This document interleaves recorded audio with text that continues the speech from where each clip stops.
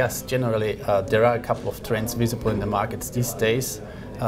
In fact, we see a very positive trend in the residential business in Austria and Germany, an area where we're very active at the moment. We have a large 30,000 unit residential portfolio in Austria. We are expanding this business at the moment in Germany. Recently acquired here a portfolio of 2,000 units roughly in Berlin, and want to get a bit more stake here in these markets to increase the asset base in Germany. We see also positive trends not only in the western part of our portfolio, not only in Austria and Germany, but also in the Eastern European part. Here especially we are very active in Russia. We are constructing there the 5th shopping center called Guzon in Russia. Hopefully a similar success story like the last one we did there, called Rostokino. Rostokino is the largest continental European shopping center in Moscow with more than 168,000 square meters and more than 500 shops in there. We see also positive trends in Poland, where we are constructing an office building, Nimbus in Warsaw, but also a shopping center in Lublin called Terasy Zamkowe. We are also very active in the Czech Republic. Here we are constructing, especially in Prague, office buildings. And there are a couple of other areas where we are investing on occasion when we see opportunities to invest there. With regards to the IMMOFINANZ group itself, the group has undergone significant restructuring. That included portfolio optimization, that included organizational changes, but it also included the changes in terms of financing. Has the process been finalized, or is this ongoing process which will never end up, or it's basically something that investors still will have a look at?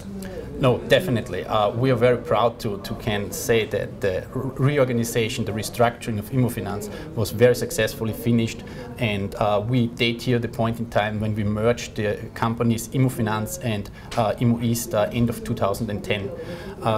Since then, we are in the optimization phase, and the company is in the optimization phase.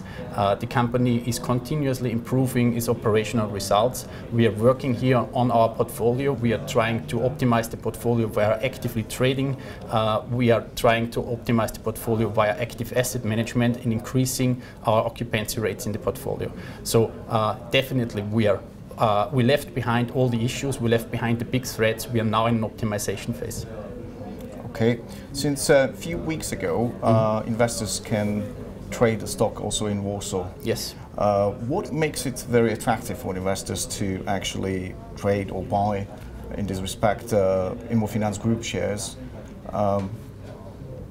From our perspective, this was a quite logical and natural step. We are an Central and Eastern European focused asset manager. We have large commitment to these markets. Half of our portfolio are in the Eastern European countries, half of them is in the Western European countries, and with the secondary listing in Warsaw, we wanted to enable especially institutional investors to have the chance to invest into IMMOFINANZ without limitation. It is due to legal requirements limited in Warsaw for Polish pension funds, for example, to have more than 5% in their portfolio that are not listed stocks in Poland. So with the secondary listing of IMMOFINANZ at this stock exchange, we theoretically did break up this limitation, and they can invest without any limit into our company. And in general, what makes it attractive for investors to be a shareholder of IMMOFINANZ? Is it value because of paying high dividends, or is it a growth story because the NAV, measured by NAV, the growth is coming back to the market? But in fact, it is both.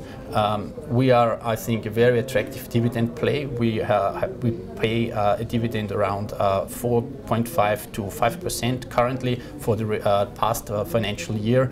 So we will pay out 15 cents in October. Precondition here is that we get the permit in the annual General Assembly.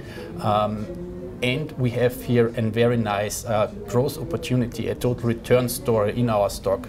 IMMOFINANZ trades now at a discount of roughly 40% to net asset value, and we are convinced with the right development in macroeconomics, especially in Eastern European markets, that this potential in the stock can be lifted up. We are not only relying on the macroeconomic factors here, we will also contribute actively to this performance, hopefully with a potential IPO of the residential business we have within our company. This IPO will make IMMOFINANZ more focused, will make IMMOFINANZ a pure commercial play, and will provide here very, very high dividend yields and potential returns out of this remaining commercial portfolio. Therewith, I think for the future we have a couple of interesting selling points. We have a low levered portfolio, we have a very, very clear structured maturity schedule with no threats ahead, we have low financing costs, and we have, of the other side, a portfolio that is still in optimization phase, but already now providing 30 cents on recurring FFO on our stock price, or a double-digit return on market cap. Thank you very much. It sounds very interesting, and we wish you many happy shareholders. It was a pleasure. Thank you for the interview. Thank you.